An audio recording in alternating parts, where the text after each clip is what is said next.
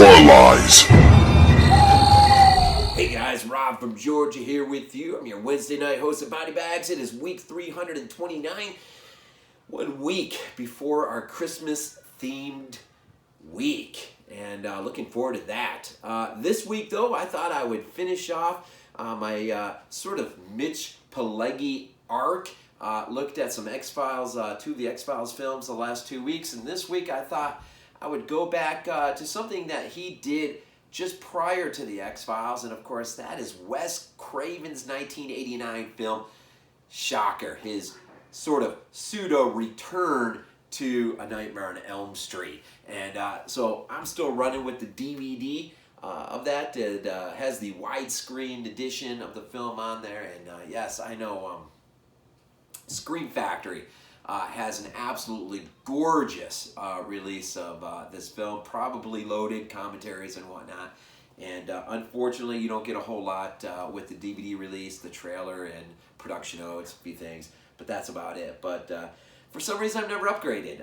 But I do enjoy this film. And this film is loaded with a lot of things that one can talk about. But real quick, the cast in this film, Michael Murphy will play Peter Berg's character, Jonathan's dad, as Lieutenant Don Parker. Of course, Jonathan's girlfriend, Allison, played by Camille Cooper. And of course, we have a cameo in here, at the very beginning, by one Heather Langenkamp. Of course, Nightmare on Elm Street fame, right? And then, of course, let's not forget about Mitch Pileggi as Horace Pinker. Our psychotic killer at large. I think when we're first introduced to some news footage in the beginning, he's up to around the 30 count. And so things are going to tail into a really odd, weird spin. But a few things I just wanted to mention right off the bat before I even really get into this for a few minutes. First of all, the cinematographer, Jacques Hotkin, I believe that's how you say his name, of course, shot this film. It was shot on 35mm, but the man, he has got a long history, going back, of course, to 1981 in Galaxy of Terror, one of my all-time favorite science fiction movies, B-movies. And, of course, he was there with A Nightmare on Elm Street in 84, and its follow-up, Part 2, and as well as The Hidden in 1987. And here's the good one. I mean, here's the real surprise. He's still kicking around today. In fact, he was on the second unit working the camera for Skull Island. So, Derek, what do you think about that?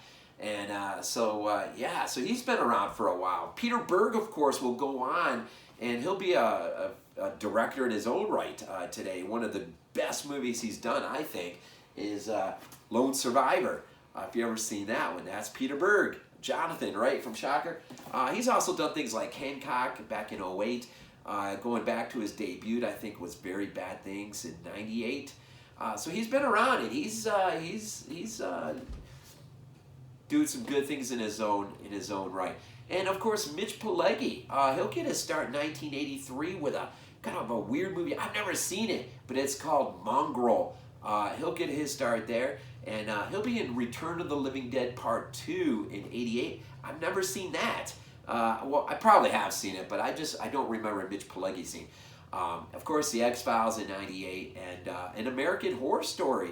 Apparently, just recently, this year, he was in an episode. His character name is Art, so I don't know if anyone out there has seen that specific episode with Mitch Pileggi, but apparently he is in there somewhere. So, few odds and ends that surround this film that's pretty interesting. But moving on into the film, it's interesting. This film, comes in light of Nightmare on Elm Street 84. Of course, there's a whole long story about Wes Craven and the rights issues to this franchise. He'll, of course, end up losing out on them. I don't know, combination of just giving them up, being bought out, whatever. And with some regret there, I think. He'll have some sort of connection to Part 3, but he will not direct a Nightmare film until New Nightmare in 94. But in 1989, he decided, for various reasons, to kind of have a pseudo-return to what he wished he could have done, could have continued, sort of in a way, I guess. And so he'll develop this little film, Shocker, which was supposed to be a franchise in its own right. And it just never materialized like that. Never made the money. It just didn't garner sort of the respect or the admiration. It just never really materialized, unfortunately, for him. So what you have in this little tiny film is really sort of, and this would happen to Wes Craven again, unfortunately. For those, I'm sure everyone knows, he passed on back in 2015, but when he returned to the Scream franchise with Scream 4, the thought process there was a trilogy, just not one film, and unfortunately Scream 4 goes down as the last film he would ever direct. But with Shocker was an attempt for him to sort of reestablish himself, in sort of a pseudo-nightmare way, but with this new character, Horace Pinker. And it just, like I said, it just never really materialized. And so, thankfully, in 1994, he got his big break, and not sure exactly how it all came about, but he would return to the director's chair and give us a whole new way of looking at A Nightmare on Elm Street via his new Nightmare, which I just revisited last night, and I've got a lot. It just seems like when I go back and review or rewatch old movies that I haven't seen in a while, with some, it's just a renewed sense of appreciation, and my level of appreciation for that movie, in light or in the shadow of Shocker, really went up a lot. And in fact, Shocker, just knowing his intent and what he wanted to do, it's an interesting film that sort of begins a lot like how Nightmare begins. We're introduced to the killer via his workbench, and he's just trying to get a TV station to come on to where we're introduced some of the news footage of what he's up to, but very quickly from there, it'll involve another character. Well, Jonathan's character, a lot of revelations, and very quick on into the story will provide connections between our protagonist Jonathan and our main antagonist Horace in ways that makes for a really interesting possibility with this film. If the film did one of a few things, but if first and foremost it just slowed down and took its time. This movie is a freaking whirlwind of effect. And once it gets going, it's like being on a roller coaster. It just, has its turns, has its hills, has its drops, back up, and before you know it, the end is so loopy. Throw some corkscrews there at the end, and it goes from sort of a kind of a tipping of the hat to the original Nightmare on Elm Street opening, with a splash of some heavy metal music and Alice Cooper and whatnot.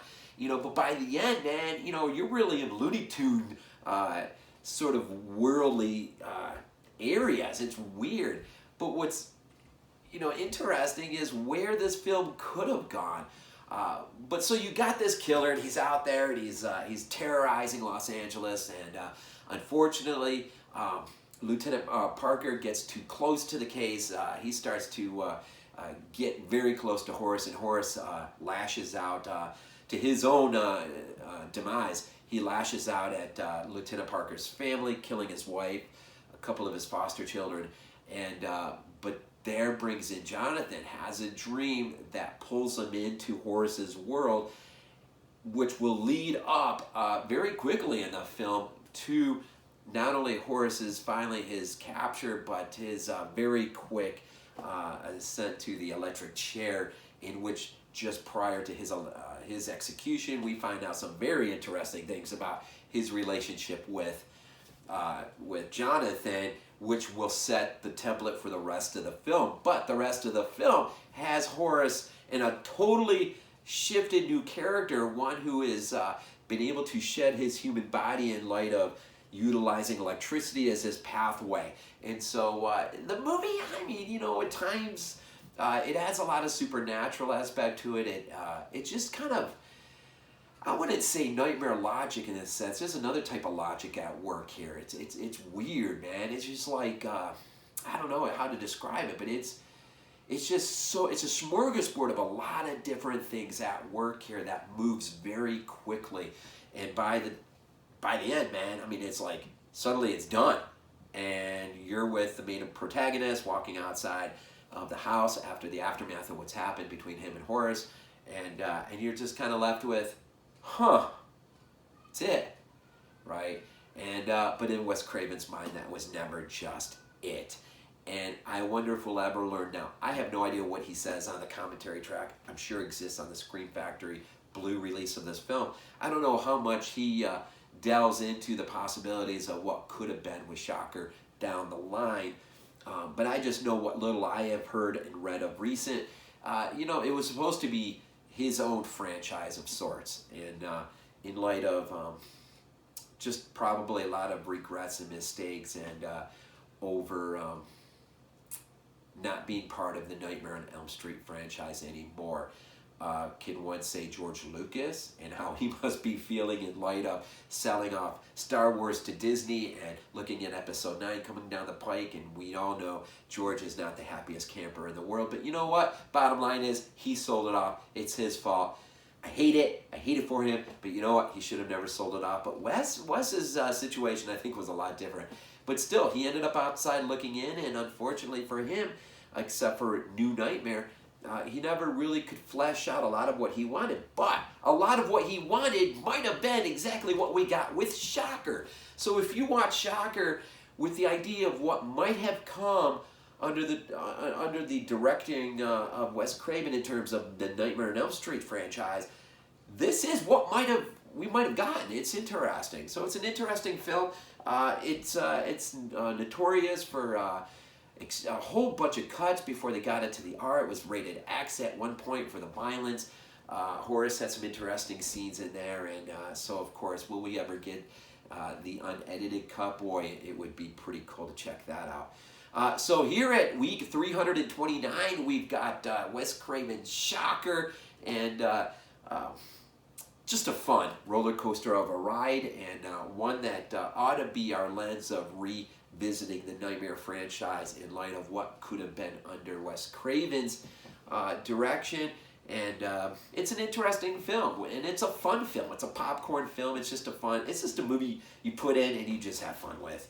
And so if you haven't seen Shocker in a long time, man, put it in, recheck it out. And as we get closer through the end of this week coming up, of course, don't forget about BodyBags, and don't forget about Christmas theme week.